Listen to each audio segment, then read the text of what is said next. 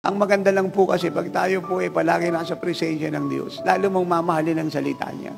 Dahil imposible na mahalin mo ang Panginoon ng totoo na hindi maglalagablab ang buo mong pagkatao sa pag-ibig sa Kanya at sa mga nangangailangan ng tulong. Ito po kasi ang totoo eh.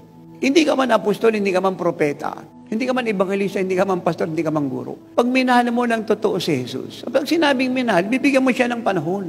Hindi kung kailan ka lang may panahon. Bibigyan mo siya ng oras, hindi kung kailan mo lang gustong magbigay ng oras. Eh ano po yung kasalanan yun? Mababang respeto sa Diyos yun at mababang pagbibigay po sa Kanya ng parangal. At siya po'y sinahalin tulad lang po ng marami sa isang tao at namumuno kagaya ng hari, presidente, emperador. Eh malaki pong kalungkutan sa puso niya yun. Nang sinabi pong minahal, priority mo siya. At ang dahilan kung bakit meron kang intimacy, eh siya. Yun lang naman ang ibig sabihin ng intimacy, it's all about Jesus. Wala na pong iba pa. Siya lang talaga.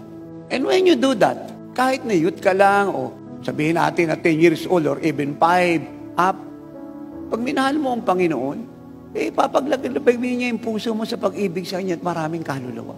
At yung mga lihim na hindi nalalaman ng mga theologian at scholar, kagaya ng mga pariseo at ng high priest, eh i-reveal niya sa iyo. At itong salita ng Diyos, hindi to head knowledge sa iyo, nakukunan mo lang siya ng kaalaman kasi dapat magtuturo ka kasi nga bishop ka eh, ikaw pa yung namumuno sa kapisanan ng mga obispo.